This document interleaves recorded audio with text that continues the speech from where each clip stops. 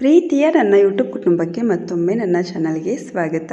ಇವತ್ತು ಭಾನುವಾರ ಬೆಳಗ್ಗೆ ಆರಾಮಾಗಿ ಕೂತ್ಕೊಂಡು ಹಾಲು ಕುಡಿತಾ ಇದ್ದೀನಿ. ಯಾಕಂದರೆ ಇವತ್ತು ಸ್ಕೂಲ್ ಇಲ್ಲ ಅಲ್ವಾ ಶಾರಗದಕ್ಕೆ. ನೋಡಿ ನಾನು ಸಂಜೆ ಸೊಪ್ಪಿಡಿಸ್ಕೊಂಡೆ ಅಲ್ವಾ, ಅದನ್ನು ಕವರ್ಗೆ ಹಾಕಿಟ್ಟಿಲ್ಲ. ಯಾಕಂತ ಹೇಳಿದ್ರೆ ಇವಾಗ ಮಳೆ ಎಲ್ಲ ಇರೋದ್ರಿಂದ ಬೇಗ ಕೊಳ್ತೋಗ್ಬಿಡತ್ತೆ. ಇದು ಲಾಸ್ಟ್ ವಾರ ತಂದಿದ್ದ ತರಕಾರಿ, ಈ ವಾರ ತಂದಿಲ್ಲ. ಕಾಯಿ ನೋಡಿ ಸುಲ್ಕೊಡಿ ಅಂತ ಕೇಳಿದ್ರೆ ಈ ಥರ ಬಕ್ಕರೆ ಹಾಕಿ ಹೋಗಿದ್ದಾರೆ. ಅದನ್ನು ತುರಿಯೋದೇ ಒಂಥರ ಕಷ್ಟ.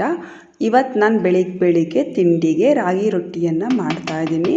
ರಾಗಿ ರೊಟ್ಟಿ ತಟ್ಟ ರೊಟ್ಟಿ ಆಗಿದ್ದರೆ ಬೇರೆ ಹಿಟ್ಟು ಅವಶ್ಯಕತೆ ಇರಲಿಲ್ಲ. ನಾನಿಲ್ಲಿ ಅರ್ಧ ಕಪ್ ಗೋಧಿ ಹಿಟ್ಟನ್ನು ಸಹ ಹಾಕ್ಕೋತಾ ಇದ್ದೀನಿ. ಯಾಕಂದರೆ ನಾನು ಬಳಿಯೋ ರೊಟ್ಟಿ ಮಾಡ್ತಾಯಿದ್ದೀನಿ. ತಟ್ಟ ರೊಟ್ಟಿ ಆಗಿದ್ದರೆ ಏನು ಬೇರೆ ಹಿಟ್ಟು ಹಾಕ್ಕೊಳ್ದೇ ಇದ್ದರೂ ತಟ್ಕೊಳ್ಬಹುದಾಯಿತು ಪೇಪರ್ ಮೇಲೆ ಅಥವಾ ಬಟ್ಟೆ ಮೇಲೆ. ಆದರೆ ನಾನು ಬಳಿತಿರೋದ್ರಿಂದ ಸ್ವಲ್ಪ ಗೋಧಿ ಹಿಟ್ಟನ್ನು ಹಾಕಲೇಬೇಕು, ಇಲ್ಲಾಂದರೆ ಬಳಿಯೋದಕ್ಕಾಗಲ್ಲ. ನೋಡಿ ಇವಾಗ ನಾನು ಎಲ್ಲ ಮಿಕ್ಸ್ ಮಾಡಿ 2 ಹಿಟ್ಟನ್ನು ಮಿಕ್ಸ್ ಮಾಡಿ ಕಲಸಿ ಈ ಹದಕ್ಕೆ ಇಟ್ಕೊಂಡಿದ್ದೀನಿ. ರಾಗಿ ರೊಟ್ಟಿಗೆ ಕಾಂಬಿನೇಷನ್ನಾಗಿ ನಾನು ತರಕಾರಿ ಮತ್ತು ಬಟಾಣಿ ಸಾಗು ಮಾಡ್ತಾಯಿದ್ದೀನಿ. ನಾನಿಲ್ಲಿ ಖಾರದ ಪುಡಿಯನ್ನು ಹಾಕೋತಿಲ್ಲ, ಖಾರದ ಪುಡಿ ಬದಲಿಗೆ ಹಸಿಮೆಣಸಿನ್ಕಾಯಿನ ಹಾಕ್ಕೋತಾ ಇದ್ದೀನಿ. 1/4 ಚಮಚ ಅರಿಶಿಣ ಕೂಡ ಹಾಕ್ಕೋತಾ ಇದ್ದೀನಿ. ತುಂಬ ಚೆನ್ನಾಗಿರುತ್ತೆ ಟೇಸ್ಟು. ನಿಮಗೆ ಟೊಮೆಟೊ ಬೇಕು ಅಂದರೆ ಹಾಕೋಬಹುದು, ಬೇಡ ಅಂದರೆ ಸ್ಕಿಪ್ ಮಾಡಬಹುದು. ನೋಡಿ ತರಕಾರಿ ಎಲ್ಲ ಹೆಚ್ಚಿಟ್ಕೊಂಡೆ. ಇದು ಬಟಾಣಿ ಕಾಳು ರಾತ್ರಿಯೇ ನೆನೆ ಹಾಕಿ ಇಟ್ಕೊಂಡಿದ್ದೆ. ನಿಮಗೆ ಶಾರ್ಟ್ ವಿಡಿಯೋದಲ್ಲಿ ತೋರಿಸಿದ್ದೀನಿ ಬಟಾಣಿ ಕಾಳು ನೆನೆ ಹಾಕ್ಕೊಂಡಿರೋದು. ಕುಕ್ಕರ್ ಕಾಯೋದಕ್ಕೆ ಇಟ್ಟಿದ್ದೆ. ಇವಾಗ ಕುಕ್ಕರ್ಗೆ ಎಣ್ಣೆಯನ್ನು ಹಾಕಿ ಎಣ್ಣೆ ಚೆನ್ನಾಗಿ ಕಾದ್ಮೇಲೆ ಈರುಳ್ಳಿಯನ್ನು ಹಾಕಿ ಈರುಳ್ಳಿ ಚೆನ್ನಾಗಿ ಫ್ರೈ ಆದಮೇಲೆ ಬಟಾಣಿಯನ್ನು ಹಾಕ್ತೀನಿ. ತುಂಬಾ ಚೆನ್ನಾಗಿರುತ್ತೆ ಇದು. ಚಪಾತಿಗೂ ಕೂಡ ಚೆನ್ನಾಗಿರುತ್ತೆ. ತಟ್ಟೋ ರೊಟ್ಟಿ ಆಗಿದ್ದರೆ ನಾನು ಬೇರೆ ಏನಾದರೂ ಮಾಡ್ಕೊಳ್ತಿದ್ದೆ, ಅಂದರೆ ಚಟ್ನಿ ರೀತಿ ಏನಾದರೂ ಮಾಡ್ಕೊಳ್ತಿದ್ದೆ. ಇದು ಬಳಿಯೋ ರೊಟ್ಟಿ ಆಗಿರೋದ್ರಿಂದ ಚೆನ್ನಾಗಿರುತ್ತೆ ಕಾಂಬಿನೇಷನು. ಇವಾಗ ಬಟಾಣಿಯನ್ನು ಹಾಕ್ತಾಯಿದ್ದೀನಿ. ಬಟಾಣಿ ನಾನು ಸ್ವಲ್ಪ ಜಾಸ್ತಿನೇ ಹಾಕಿದ್ದೀನಿ. ಯಾಕಂತ ಹೇಳಿದ್ರೆ ತರಕಾರಿ ಸ್ವಲ್ಪ ಇದೆ. ಈ ವಾರ ತರಕಾರಿ ತರಲಿಲ್ಲ ಅಂತ ಹೇಳಿದೆ ಅಲ್ವ ನಾನು ನಿಮಗೆ. ಸೊ ತರಕಾರಿ ಸ್ವಲ್ಪನೇ ಇತ್ತು, ಅದು ಹೋದ ವಾರದ್ದು. ಅದೆಲ್ಲ ವೇಸ್ಟ್ ಆಗುತ್ತೆ ಅಂತ ಎಲ್ಲ ಹೆಚ್ಚಿಟ್ಕೊಂಡು ಹಾಕ್ಬಿಡ್ತಾಯಿದ್ದೀನಿ ಇವತ್ತೇ. ಕಲರ್ಫುಲ್ಲಾಗಿ ಎಷ್ಟು ಚೆನ್ನಾಗಿ ಕಾಣಿಸ್ತಿದೆ ನೋಡಿ. ಹಸಿ ವಾಸನೆ ಹೋಗೋವರೆಗೂ ಚೆನ್ನಾಗಿ ಫ್ರೈ ಮಾಡ್ಕೋಬೇಕು. ಖಾರದ ಪುಡಿ ಬದಲು ಎಷ್ಟೋ ಖಾದ್ಯಗಳಿಗೆ ನಾವು ಹಸಿಮೆಣಸಿನ್ಕಾಯಿನ ಹಾಕಿ ಮಾಡಬಹುದು. ಎಲೆಕೋಸು ಬರುತ್ತಲ್ವ, ಅದಕ್ಕೂ ಸಹ ಖಾರದ ಪುಡಿ ಬದಲು ಇದನ್ನೇ ಹಾಕಿ ಈ ರೀತಿ ಕೂಟ್ ಮಾಡಿಕೊಂಡ್ರೆ ತುಂಬ ಚೆನ್ನಾಗಿರುತ್ತೆ. ಹಸಿಮೆಣಸಿನ್ಕಾಯಿ ಗ್ಯಾಸ್ಟ್ರಿಕ್ ಅಂತ ಹೇಳ್ತಾರೆ, ಹಾಗೇನಿಲ್ಲ. ಇವಾಗ ನಾನು ರುಬ್ಕೊಂಡಿರುವಂತಹ ಮಸಾಲೆಯನ್ನು ಹಾಕ್ತಾಯಿದ್ದೀನಿ. ಇದು ನೋಡಿ ಅರಿಶಿಣ ಪುಡಿ ಹಾಕಿರೋದ್ರಿಂದ ಪೂರ್ತಿ ಹಸಿರಿಗೂ ಇಲ್ಲ, ಪೂರ್ತಿ ಯೆಲ್ಲೋ ಕಲರು ಇಲ್ಲ, ಆ ರೀತಿ ಇದೆ ಗೊಜ್ಜು. ನೋಡೋದಕ್ಕೆ ಈ ರೀತಿ ಕಾಣಿಸ್ತಿದೆ. ಫ್ಲೇವರ್ ಅಂತೂ ತುಂಬ ಚೆನ್ನಾಗಿರುತ್ತೆ, ಟೇಸ್ಟ್ ಕೂಡ ತುಂಬ ಚೆನ್ನಾಗಿರುತ್ತೆ. ಹಸಿಮೆಣಸಿನ್ಕಾಯಿನ ನಾವೇನು ಸಪ್ರೇಟಾಗಿ ಪಲ್ಯ ಮಾಡ್ಕೊಂಡು ತಿನ್ನಲ್ಲ, ಆದರೆ ಪ್ರತಿಯೊಂದು ಅಡುಗೆಗೆ ಹಾಕೋದ್ರಿಂದ ರೋಗ ನಿರೋಧಕ ಶಕ್ತಿಯನ್ನು ಹೆಚ್ಚಿಸುತ್ತೆ ಮತ್ತು ಸ್ಕಿನ್ ಗ್ಲೋ ಆಗೋಕ್ಕೂ ಕೂಡ ಕಾರಣ ಆಗಿದೆ ಹಸಿಮೆಣಸಿನ್ಕಾಯಿ. ಹಸಿಮೆಣಸಿನ್ಕಾಯಿ ತಿನ್ನೋದ್ರಿಂದ ದೇಹದಲ್ಲಿರೋ ಉಷ್ಣತೆಯನ್ನು ಜಾಸ್ತಿ ಮಾಡುತ್ತೆ. ಸೊ ಅದರಿಂದ ಕೊಲೆಸ್ಟ್ರಾಲ್ ಕೂಡ ಕಮ್ಮಿ ಆಗುತ್ತೆ. ಅದು ಖಾರ ಇದ್ದರೂ ಸಹ ನಮ್ಮ ಬ್ರೈನನ್ನು ತಂಪಾಗಿಡೋದು ಹಸಿಮೆಣಸಿನ್ಕಾಯಿ ಅಂತ. ನಾನು ಇದನ್ನೆಲ್ಲ ಓದಿ ತಿಳ್ಕೊಂಡೆ ಹೇಳ್ತಾ ಇದ್ದೀನಿ. ಕೊನೆಯಲ್ಲಿ ಉಪ್ಪು ಹಾಕಿ ಕುಕ್ಕರನ್ನು ಮುಚ್ತಾ ಇದ್ದೀನಿ. ನಾನು ಬರೀ ರಾಗಿ ಹಿಟ್ಟು ಮತ್ತು ಗೋಧಿ ಹಿಟ್ಟು ಹಾಕಿ ರೊಟ್ಟಿ ಕಲಸಿಟ್ಟಿದ್ದೆ. ಇವಾಗ ಅದಕ್ಕೆ ಸಬ್ಬಸಿಗೆ ಸೊಪ್ಪು, ಈರುಳ್ಳಿ ಮತ್ತು ಹಸಿಮೆಣಸಿನ್ಕಾಯಿ, ಕೊತ್ತಂಬರಿ ಸೊಪ್ಪನ್ನು ಹಾಕಿ ಮಿಕ್ಸ್ ಮಾಡ್ತಾಯಿದ್ದೀನಿ. ರಾಗಿ ರೊಟ್ಟಿಗೆ ಇದೆಲ್ಲ ಹಾಕಿ ಮಿಕ್ಸ್ ಮಾಡಿದ್ರೇ ಚೆನ್ನಾಗಿರುತ್ತೆ. ಈಗ ನೋಡಿ ಕುಕ್ಕರ್ ಕೂಗಾಯಿತು, ಸಾಂಬಾರು ರೆಡಿಯಾಗಿದೆ. ಬೇಕು ಅಂದಿದ್ರೆ ಇನ್ನು ಸ್ವಲ್ಪ ತೆಳುವಾಗಿ ಮಾಡ್ಕೋಬಹುದಿತ್ತು, ಆದರೆ ನಾನು 1 ಟೈಮ್ ಮಾತ್ರ ಮಾಡ್ತಿರೋದ್ರಿಂದ ನಾನು ಸ್ವಲ್ಪನೇ ಮಾಡ್ಕೊಂಡಿದ್ದೀನಿ. ನೀವು ಬೇಕು ಅಂತ ಹೇಳಿದ್ರೆ ಇನ್ನು ಸ್ವಲ್ಪ ನೀರು ಹಾಕ್ಕೋಬಹುದು, ಅಥವಾ ಇನ್ನು ಸ್ವಲ್ಪ ಕಾಯಿ ಮತ್ತು ಇನ್ನು ಸ್ವಲ್ಪ ಹಸಿಮೆಣಸಿನ್ಕಾಯಿ ಹಾಕಿದ್ರೆ ಇನ್ನು ಸ್ವಲ್ಪ ಸಾಂಬಾರು ಜಾಸ್ತಿ ಆಗುತ್ತೆ. ನಾವಿವಾಗ 3 ಜನ ಇರೋದು. ಶಾರು ಕೂಡ ಮಮ್ಮಿ ಮನೆಗೆ ಹೋಗಿದ್ದಾಳೆ ಶನಿವಾರಕ್ಕೆ. ಸೊ ಅದರಿಂದ ನಾವು 3 ಜನಕ್ಕೆ ಸಾಕಿಷ್ಟೇ ಸಾಂಬಾರು. ನಾನಿವಾಗ ರೊಟ್ಟಿಯನ್ನು ಹಾಕ್ತಾಯಿದ್ದೀನಿ. ನಾನು ಮೊದಲು ಸ್ವಲ್ಪ ಎಣ್ಣೆ ಹಾಕಿ ಆಮೇಲೆ ಹಾಕ್ತಿದ್ದೆ. ಲಲಿತಾ ಸಿಸ್ಟರ್ ನೀವು ಎಣ್ಣೆ ಹಾಕದೆ ರೊಟ್ಟಿ ಮಾಡಿ ಅಂತ ಹೇಳಿದ್ರಲ್ವ, ಸೊ ಅದರಿಂದ ನಾನಿವಾಗ ತವಾಗೆ ಎಣ್ಣೆ ಹಾಕಿಲ್ಲ, ರೊಟ್ಟಿ ಹಿಟ್ಟನ್ನು ಹಾಕಿ ಬಳಿತಾ ಇದ್ದೀನಿ. ಜಾಸ್ತಿ ಮಂದ ಆಗಿಬಿಟ್ರೆ ರೊಟ್ಟಿನ ತಿನ್ನೋದಕ್ಕಾಗಲ್ಲ, ತೆಳುವಾಗಿ ಬಳಿಬೇಕು. ಅದು ಬಳಿಯುವಾಗ ಸ್ವಲ್ಪ ಹಾಗೆ ಎಳ್ಕೊಳ್ಳುತ್ತೆ. ನಾವು ಸ್ವಲ್ಪ ಸಪ್ರೇಟಾಗಿ ಬೋಸಲ್ಲಿ ನೀರು ಇಟ್ಕೊಂಡು ಅದನ್ನು ಸ್ವಲ್ಪ ಹಚ್ಕೊಂಡು ಬಳಿದ್ರೆ ನೀಟಾಗಿ ಬರುತ್ತೆ. ಬಟಾಣಿ ಕೂಡ ಆರೋಗ್ಯಕ್ಕೆ ತುಂಬ ಒಳ್ಳೆಯದೇ. ಅದು ಕೂಡ ಸಕ್ಕರೆ ಕಾಯಿಲೆನ, ಅಂದರೆ ದೇಹದಲ್ಲಿ ಸಕ್ಕರೆ ಅಂಶವನ್ನು ಕಡಿಮೆ ಮಾಡುತ್ತಂತೆ. ನಾವು ಮಕ್ಕಳಿಗೆ ಬೇಕ್ರಿನಲ್ಲಿ ಅದು ಇದು ಆರ್ಟಿಫಿಷಿಯಲ್ ಐಟಮ್ಸ್ ತಂದು ಕೊಡೋದಕ್ಕಿಂತ ಈ ರೀತಿ ತರಕಾರಿ ಕಾಳು ಹಣ್ಣುಗಳನ್ನ ತಂದು ತಿನ್ನಿಸಿದ್ರೆ ಆರೋಗ್ಯ ಚೆನ್ನಾಗಿರುತ್ತೆ. ನಾನು ನಿಮಗೆ ಏನೇನೇ ಹೇಳಿದೆ ಅಲ್ವಾ, ತುಪ್ಪ ಖಾಲಿಯಾಗಿತ್ತು, ತುಪ್ಪ ತಂದಿದ್ದಾರೆ ಅಂತ. ರಾಗಿ ರೊಟ್ಟಿ ಮೇಲೆ ತುಪ್ಪ ಹಾಕ್ಕೊಂಡು ತಿಂದರೆ ತುಂಬ ಚೆನ್ನಾಗಿರುತ್ತೆ. ನನಗೆ ಪರ್ಸ್ನಲಿ ಇಷ್ಟ ಆಗುತ್ತೆ.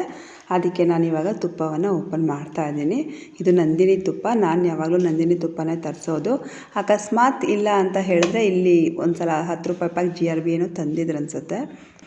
ನಾನು ಡಾಲ್ಡಾ ತುಪ್ಪ ಎಲ್ಲ ಯೂಸ್ ಮಾಡಲ್ಲ ಮನೆಯಲ್ಲಿ. ಯೂಸ್ ಮಾಡಿದ್ರೆ ಎಣ್ಣೆ ಒಂದೇ ಯೂಸ್ ಮಾಡೋದು. ತುಪ್ಪ ಇದ್ದರೆ ಬಳಸ್ತೀನಿ, ತುಪ್ಪ ಇಲ್ಲ ಅಂದರೆ ನಾನು ತಲೆ ಕೆಡಿಸ್ಕೊಳ್ಳಲ್ಲ. ಇವಾಗ ನೋಡಿ ಕಲರ್ಫುಲ್ಲಾಗಿ ಎಷ್ಟು ಚೆನ್ನಾಗಿ ಕಾಣಿಸ್ತದೆ ಅಂತ. ರೊಟ್ಟಿಗೆ ನಾನು ಟೊಮೊಟೊ ಒಂದು ಅರ್ಧ ಟೊಮೊಟೊ ಹಾಕಿದ್ದೀನಿ. ನನಗೆ ಇಷ್ಟ ಆಗಿದೆ ಟೊಮೊಟೊ ಫ್ಲೇವರ್ ಅಂತ.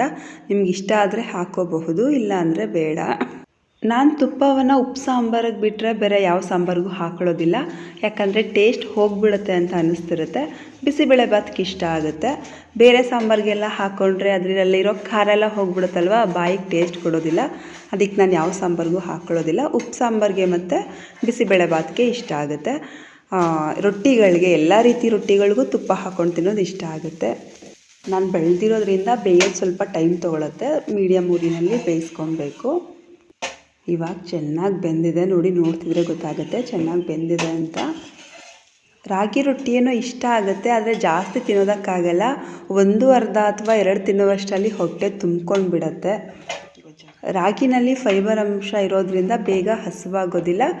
ಈ ಕಾರಣಕ್ಕೆ ಡಾಕ್ಟರ್ಗಳು ಪೇಷಂಟ್ಗಳಿಗೆ, ಅಂದರೆ ಶುಗರ್ ಪೇಷಂಟ್ಗಳಿಗೆ ರಾಗಿಯಿಂದ ಮಾಡಿರುವಂತಹ ಪದಾರ್ಥಗಳನ್ನ ತಿನ್ನಿ ಅಂತ ಸಲಹೆ ಕೊಡ್ತಿರ್ತಾರೆ. ನಾನೇನೋ ಮಿಸ್ ಮಾಡಿದೆ, ನೀವು ಗಮನಿಸಿದ್ರಾ? ನಾನು ಉಪ್ಪನ್ನೇ ಹಾಕಿಲ್ಲ, ಎಲ್ಲವನ್ನೂ ಹಾಕಿದೆ, ಆದರೆ ಉಪ್ಪನ್ನೇ ಹಾಕಿಲ್ಲ. ನನ್ನ ಮಗಳು ಹೇಳೇ ಇಲ್ಲ, ಏನೂ ಅನಿಸ್ಲಿಲ್ಲ ಕಣಮ್ಮ ಅಂತ ಹೇಳಿದ್ಲು. ಆಮೇಲೆ ನಾನು ಸುಟ್ಕೊಳ್ಳುವಾಗ ಉಪ್ಪನ್ನು ಹಾಕ್ಕೊಂಡು ಸುಟ್ಕೊಂಡೆ. ಅವಳು ಸುಟ್ಕೊಟ್ಟೆ ಅಲ್ವಾ, ಅವಾಗ ನೋಡಿದೆ ನಾನು, ಸ್ವಲ್ಪ ಸಪ್ಪೆ ಇತ್ತು. ಆಮೇಲೆ ನಾನು ನನಗೆ ಸಪ್ಪೆಲ್ಲ ತಿನ್ನೋದಕ್ಕಾಗಲ್ಲ, ಅದಕ್ಕೆ ಸ್ವಲ್ಪ ರುಚಿ ಹಾಕ್ಕೊಂಡೆ. ಅದಾದಮೇಲೆ ನಾನು ಸಂಜೆವರೆಗೂ ಯಾವುದೇ ವಿಡಿಯೋ ಮಾಡ್ಕೊಳ್ಳೋಕ್ಕಾಗಲಿಲ್ಲ. ಸಂಜೆ ನೀರು ಬಂತು, ಈಗಾಗಲೇ 6 ಗಂಟೆ 6:15 ಆಗಿದೆ. ಇನ್ನು ಬೆಳಕಿದೆ. ಗಿಡಕ್ಕೆ ನೀರು ಹಾಕ್ತಾಯಿದ್ದೀನಿ. ನಾನು ಎಲ್ಲ ಗಿಡಕ್ಕೂ ನೀರು ಹಾಕಿ ಮುಗಿಸುವಷ್ಟರಲ್ಲಿ 7 ಗಂಟೆ 7:15 ಆಗೋಯಿತು. ಸದ್ಯಕ್ಕೆ ಇವತ್ತು ಸಂಜೆವರೆಗೂ ನೀರು ಬಂತು. ನನಗೆ ಟ್ಯೂಷನ್ ಇರಲಿಲ್ಲ ಅಲ್ವಾ, ಅದಕ್ಕೆ ನಾನು ಇವತ್ತು ಭಾನುವಾರ ಆಗಿದ್ದರಿಂದ ಟ್ಯೂಷನ್ ಇರಲಿಲ್ವಲ್ಲ, ನೀರನ್ನು ಹಾಕಿದೆ. ನಾನು ಸಾಯಂಕಾಲ ವಡೆ ಮಾಡ್ಕೊಳ್ಳೋಣ ಅಂತ ಅಂದ್ಕೊಂಡಿದ್ದು, ಅದಕ್ಕೆ ನಾನು ಸಬ್ಸಿಗೆ ಸೊಪ್ಪು ತರಿಸಿದ್ದು. ಆದರೆ ಇವರು ಚಿಕನ್ ತರ್ತೀನಿ ಏನಾದರೂ ಮಾಡು ಅಂತ ಹೇಳಿದ್ರು. ಮಕ್ಕಳು ಕಬಾಬ್ ಮಾಡ್ಕೊಡಮ್ಮ ಅಂದರು, ಅವರಪ್ಪ ಪಲಾವ್ ಮಾಡಿಕೊಡು ಅಂದರು. ನಾನು ಎರಡನ್ನೂ ಮಾಡ್ತಿಲ್ಲ, ಚಿಲ್ಲಿ ಚಿಕನ್ ಮಾಡ್ಕೊಳ್ಳೋಣ ಅಂತ ತುಂಬ ದಿನದಿಂದ ಅನಿಸ್ತಿತ್ತು. ಅದಕ್ಕೆ ಚಿಲ್ಲಿ ಚಿಕನ್ ಮಾಡ್ತಾಯಿದ್ದೀನಿ. ಇದನ್ನು ಶಾರ್ಟ್ ವಿಡಿಯೋದಲ್ಲಿ ಕೂಡ ಹಾಕಿದ್ದೀನಿ ನೋಡಿ. ನಮಗೆ ಅನ್ನಕ್ಕೆಲ್ಲ ತಿನ್ನೋದಕ್ಕೆ ಬೇಕಾಗಿರೋದ್ರಿಂದ ನಾನು ಸ್ವಲ್ಪ ಜಾಸ್ತಿ ಈರುಳ್ಳಿ ಮತ್ತು ಟೊಮೊಟೊವನ್ನು ಹಾಕ್ತಾಯಿದ್ದೀನಿ. ಇವಾಗ ಎಣ್ಣೆ ಚೆನ್ನಾಗಿ ಕಾದಿದೆ. ಎಣ್ಣೆಗೆ ಹಸಿಮೆಣಸಿನ್ಕಾಯಿ ಹಾಕ್ತಾಯಿದ್ದೀನಿ. ಹಸಿಮೆಣಸಿನ್ಕಾಯಿ ಎಲ್ಲ ಚೆನ್ನಾಗಿ ಫ್ರೈ ಆದಮೇಲೆ ಈರುಳ್ಳಿಯನ್ನು ಹಾಕ್ತಾಯಿದ್ದೀನಿ. ಇದಕ್ಕೆ ಸ್ವಲ್ಪ ಚಿಕನ್ ಮಸಾಲ ಪೌಡರ್ ಅಥವಾ ಕಬಾಬ್ ಪೌಡರ್ ಹಾಕಿದರೆ ಟೇಸ್ಟ್ ಇನ್ನೂ ಚೆನ್ನಾಗಿರೋದು. ಮನೆಯಲ್ಲಿ 2 ಪೌಡರ್ ಕೂಡ ಖಾಲಿ ಆಗಿತ್ತು, ಅದರಿಂದ ನಾನು ಇವತ್ತು 2 ಹಾಕಿಲ್ಲ. ಶುಂಠಿ ಬೆಳ್ಳುಳ್ಳಿ ಪೇಸ್ಟ್ ಹಾಕಿದ್ರೂ ಸಹ ಚೆನ್ನಾಗಿರುತ್ತೆ, ಅದನ್ನು ಸಹ ನಾನು ಇವತ್ತು ಹಾಕ್ತಿಲ್ಲ. ಈಗ ಚಿಕನ್ ನಾನು ಚೆನ್ನಾಗಿ ಸೋರಿಸ್ಕೊಂಡಿದ್ದೆ, ಆಗಲೇ ತೊಳೆದು ಸೋರೋದಕ್ಕೆ ಇಟ್ಟಿದ್ದೆ. ಚಿಲ್ಲಿ ಚಿಕನ್ಗಂತಲ್ಲ, ಏನೇ ಐಟಮ್ಸ್ ಮಾಡಿದ್ರು ಚಿಕನ್ ಚೆನ್ನಾಗಿ ಸೋರಿಸ್ಕೋಬೇಕು. ಚಿಲ್ಲಿ ಚಿಕನ್ಗಂತೂ ಮುದ್ದೆ ಚೆನ್ನಾಗಿ ಸೋರಿಸ್ಕೋಬೇಕು, ಇಲ್ಲಾಂದರೆ ಅದು ನಾನು ಯಾವಾಗಲೂ ಈರುಳ್ಳಿ ಮತ್ತು ಹಸಿಮೆಣಸಿನ್ಕಾಯಿ ಹಾಕಿದ್ಮೇಲೆ ಚಿಕನ್ ಹಾಕೋದ್ರಿಂದ ಅದು ಚೆನ್ನಾಗಿ ಫ್ರೈ ಆಗೋಲ್ಲ. ಅದಕ್ಕೆ ನಾನು ಚೆನ್ನಾಗಿ ಸೋರಿಸ್ಕೊಂಡು ಆಮೇಲೆ ಚಿಕನನ್ನು ಹಾಕಿದ್ದೀನಿ. ಇವಾಗ ಉಪ್ಪನ್ನು ಹಾಕ್ತಾಯಿದ್ದೀನಿ. ನಾನು ಪಲಾವ್ ಮಾಡಿದ್ದು ಮತ್ತು ಚಾಪ್ಸ್ ಮಾಡಿದ್ದು, ಸಾಂಬಾರು ಮಾಡಿದ್ದು ಎಲ್ಲ ಆಲ್ರೆಡಿ ವೀಡಿಯೋಸ್ ಹಾಕಿದ್ದೀನಿ. ಚಿಲ್ಲಿ ಚಿಕನ್ ಮಾಡಿದ್ದು ಹಾಕಿರಲಿಲ್ಲ, ಅದರಿಂದ ಇವತ್ತು ಚಿಲ್ಲಿ ಚಿಕನ್ ಮಾಡೋದನ್ನು ಸಹ ಹಾಕ್ತಾಯಿದ್ದೀನಿ. ಈಗ ಅರಿಶಿನ ಪುಡಿಯನ್ನು ಹಾಕ್ತಾಯಿದ್ದೀನಿ. ಇದಕ್ಕೂ ಸಹ ನಿಂಬೆಹಣ್ಣನ್ನು 1 ನಿಂಬೆಹಣ್ಣನ್ನು ಹಿಂಡ್ತಾಯಿದ್ದೀನಿ ನಾನಿಲ್ಲಿ. ಸಾಂಬಾರು ಮಾಡಿಬಿಟ್ರೆ ಮಕ್ಕಳು ಅಷ್ಟು ಇಷ್ಟಪಡೋದಿಲ್ಲ. ಈ ರೀತಿ ಚಿಲ್ಲಿ ಚಿಕನ್ ಅಥವಾ ಕಬಾಬ್ ಏನಾದರೂ ಮಾಡಿಕೊಟ್ರೆ ಖಾಲಿನೇ ಆಗಿಬಿಡುತ್ತೆ, ಅಷ್ಟು ಇಷ್ಟಪಟ್ಟು ತಿಂತಾರೆ. ಈ ವಿಡಿಯೋ ನಿಮಗೆ ಇಷ್ಟ ಆದರೆ ಒಂದು ಲೈಕ್ ಮಾಡಿ. ಫಸ್ಟ್ ಟೈಮ್ ನನ್ನ ಚಾನಲ್ನ ನೋಡ್ತಿರೋರು ಸಬ್ಸ್ಕ್ರೈಬ್ ಮಾಡೋದನ್ನು ಮರಿಬೇಡಿ. ನಾನು ನಮ್ಮ ಮನೇಲಿ ಯಾವ ರೀತಿ ಅಡುಗೆಗಳನ್ನ ಮಾಡ್ತೀನಿ ಅದನ್ನು ನಿಮಗೆ ತಿಳಿಸ್ತಿರ್ತೀನಿ. ನನಗೆ ಮನೆಯಲ್ಲಿ ಎಲ್ಲ ಕೆಲಸಗಳಿಗಿಂತ ಅಡುಗೆ ಮಾಡೋ ಕೆಲಸ ಅಂದರೆ ತುಂಬಾ ಇಷ್ಟಪಟ್ಟು ಮಾಡೋದ್ರಿಂದ ಕಷ್ಟ ಅಂತ ಅನಿಸಲ್ಲ. ಎಷ್ಟು ಜನಕ್ಕೆ ಬೇಕಾದರೂ ಅಡುಗೆ ಮಾಡುವಷ್ಟು ಮನಸ್ಸಿದೆ, ಸೊ ಮಾಡ್ತೀನಿ. ಅಡುಗೆ ಮಾಡೋ ವಿಷಯಕ್ಕೆ ಯಾವತ್ತೂ ಬೇಜಾರು ಮಾಡ್ಕೊಳ್ಳೋದಿಲ್ಲ. ಇವಾಗ ಚೆನ್ನಾಗಿ ಎಣ್ಣೆಯಲ್ಲಿ ಫ್ರೈ ಆಗಿದೆ. ಮಕ್ಕಳಿಗೆ ಉಪ್ಪಿನ ಚಿಚ್ಚಿ ಅಂದರೆ ತುಂಬ ಇಷ್ಟ ಆಗುತ್ತೆ. ಅಮ್ಮ ಎತ್ಕೊಡಮ್ಮ ಅಂತ ಕೇಳ್ತಿದ್ರು. ಅದಕ್ಕೆ ನಾನು ಅವ್ರಿಗೆ ಒಂದೆರಡು ಪೀಸ್ ಎತ್ಕೊಳ್ಳೋಣ ಅಂತ ಎತ್ಕೋತಾ ಇದ್ದೀನಿ. ನಮ್ಮ ಮನೆಯಲ್ಲಿ ಎಲ್ಲರಿಗೂ ಮೂಳೆ ಥರ ಇರೋ ಚಿಚ್ಚಿಗಳು ಇಷ್ಟ ಆಗುತ್ತೆ, ಅಂದರೆ ಪೀಸ್ಗಳು ಇಷ್ಟ ಆಗುತ್ತೆ. ಯಾರೂ ಕಂಡ ತಿನ್ನೋದಿಲ್ಲ. ಕೊನೆಯಲ್ಲಿ ಎಲ್ಲರೂ ಬಿಟ್ಟಿದ್ದು ನಾನು ತಿನ್ನಬೇಕಷ್ಟೆ. ನಾನಿವಾಗ ಟೊಮೊಟೊವನ್ನು ಹಾಕ್ತಾಯಿದ್ದೀನಿ. ಟೊಮೊಟೊವನ್ನು ಸಹ 2 ಟೊಮೊಟೊ ತೊಗೊಂಡಿದ್ದೀನಿ. ಇಲ್ಲಿ ಕೊನೆಯಲ್ಲಿ ಹಾಕ್ತಾಯಿದ್ದೀನಿ. ನಾನು ಸ್ವಲ್ಪ ಕೆಮ್ಮಿದೆ. ನಾನು ನಿಜವಾಗ್ಲೂ ಎಷ್ಟು ಸಲ ಕೆಮ್ಕೊಂಡು ಮಾತಾಡಿ ಸ್ಟಾಪ್ ಮಾಡಿದ್ದೀನಿ ಅಂತ ಹೇಳಿದ್ರೆ ನನಗಾಗ್ತಿಲ್ಲ. ಯಾಕೋ ಅದು ಕೆಮ್ಮು ಹೋಗ್ತಿಲ್ಲ. ತೋರಿಸಿಲ್ಲ ಆಸ್ಪತ್ರೆಗೆ, ಒಂದು ಸಲ ತೋರಿಸ್ಕೋಬೇಕು. ಇವಾಗ 3 ಜನಕ್ಕೂ ಶೇರ್ ಮಾಡಿದ್ದೀನಿ. ಅವರಿಬ್ಬರು ಯಾವ್ದು ಇಷ್ಟಪಟ್ಟು ಎತ್ಕೊತಾರೋ ಕೊನೆಯಲ್ಲಿ ಮಿಕ್ಕಿದ್ದನ್ನು ನಾನು ಎತ್ಕೋಬೇಕು. ಕೊನೆಯಲ್ಲಿ ಖಾರದ ಪುಡಿಯನ್ನು ಹಾಕ್ತಾಯಿದ್ದೀನಿ. ನಾನಿಲ್ಲಿ 1.5 ಸ್ಪೂನ್ ಖಾರದ ಪುಡಿಯನ್ನು ಹಾಕ್ತಾಯಿದ್ದೀನಿ. ಚಿಕನ್ ಆಲ್ಮೋಸ್ಟ್ ಎಣ್ಣೆಯಲ್ಲೇ ಚೆನ್ನಾಗಿ ಫ್ರೈ ಆಗಿದೆ. ಇರಲಿ, ಇದು ಸ್ವಲ್ಪ ನೀರು ಹಾಕಿದರೂ ಆಗ್ತಿತ್ತು. ನನಗೇನೋ ಡ್ರೈಯಾಗಿ ತಿನ್ನಬೇಕು ಚಿಲ್ಲಿ ಚಿಕನ್ ಅಂತ ಅನ್ನಿಸ್ತಿತ್ತು. ಅದಕ್ಕೆ ನಾನು ಸ್ವಲ್ಪನೂ ನೀರು ಹಾಕಿಲ್ಲ. ಚಪಾತಿ ಅಥವಾ ಅನ್ನಕ್ಕೆ ಸ್ವಲ್ಪ ನೀರು ಹಾಕ್ಕೊಂಡಿದ್ರೆ ಗೊಜ್ಜು ಥರ ಸಿಗುತ್ತೆ, ಇಲ್ಲ ಅಂದರೆ ಸಿಗಲ್ಲ. ನಾನಿಲ್ಲಿ ಒಂದೇ ಒಂದು ಟೈಮಿಂಗ್ ಮಾಡ್ತಿರೋದ್ರಿಂದ ನಾನು ರಾತ್ರಿ ಊಟಕ್ಕೆ ಮಾಡ್ತಿರೋದು. ಅದರಿಂದ ಹಾಗೆ ತಿನ್ಕೊಂಡ್ರಾಯ್ತು ಅಂತ ಹೇಳಿ ನಾನು ಜಾಸ್ತಿ ನೀರು ಹಾಕಿಲ್ಲ, ಅಂದರೆ ನೀರನ್ನೇ ಹಾಕಿಲ್ಲ. ಕೊನೆಯಲ್ಲಿ ಇವಾಗ ಕೊತ್ತಂಬರಿ ಸೊಪ್ಪನ್ನು ಹಾಕ್ತಾಯಿದ್ದೀನಿ. ಕೊತ್ತಂಬರಿ ಸೊಪ್ಪು ಹಾಕಿದ ಮೇಲೆ ಫ್ಲೇವರ್ ಬರೋದೇ ಫುಲ್ ಚೇಂಜ್ ಇರುತ್ತೆ. ಅಂದರೆ ತುಂಬ ಘಮ ಅಂತ ಇರುತ್ತೆ. ಯಾವುದೇ ಅಡುಗೆಗಾದರೂ ಅಷ್ಟೇ ಕೊತ್ತಂಬರಿ ಸೊಪ್ಪು ಹಾಕಿದ ಮೇಲೇ ಅದರ ರುಚಿ ಮತ್ತು ಫ್ಲೇವರ್ ಎರಡೂ ತುಂಬ ಚೆನ್ನಾಗಿ ಬರುತ್ತೆ. ನಿಮಗೆಲ್ಲ ಚಿಕನ್ ಐಟಮ್ಸ್ನಲ್ಲಿ ಯಾವ ಐಟಮ್ ಇಷ್ಟ ಆಗುತ್ತೆ ಅನ್ನೋದನ್ನು ಕಮೆಂಟ್ ಮಾಡಿ ತಿಳಿಸಿ. ಖಾರದ ಪುಡಿ ಚೆನ್ನಾಗಿತ್ತು. ಎಷ್ಟು ಕಲರ್ಫುಲ್ಲಾಗಿ ಕಾಣಿಸ್ದೆ ನೋಡಿ, ರೆಡ್ ಆಗಿ.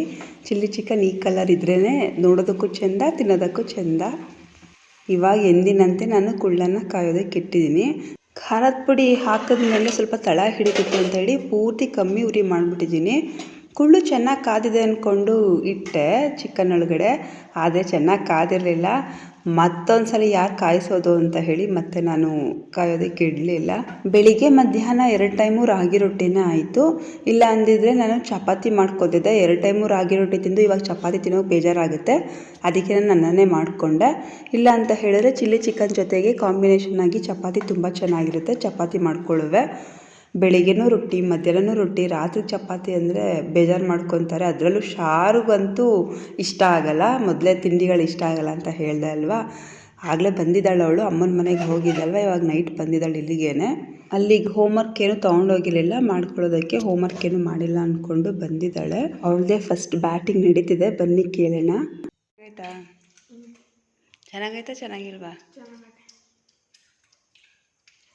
ನಿಜ ಹೇಳು ನೋಡಿ ಈ ಕಡೆ. ಚೆನ್ನಾಗೈತೆ.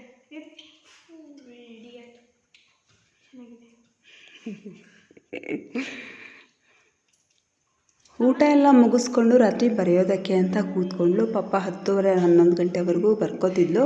ನಾನು 10:30ವರೆಗಿದ್ದು ಹೋಗಿ ಮಲ್ಕೊಂಡೆ. ಮಮ್ಮಿ ಮನೆಗೆ ತಗೊಂಡು ಹೋಗೋಕ್ಕಾಯ್ತಿರ್ಲಿಲ್ವಾ?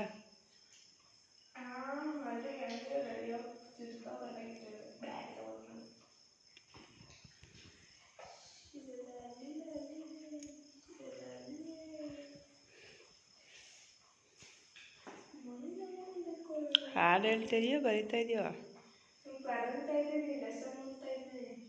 ಲೆಸನ್ ಓದೋದು ಹಂಗೆ ಹೆಂಗೆ ಓದಿನ ಅನ್ಸತಿ?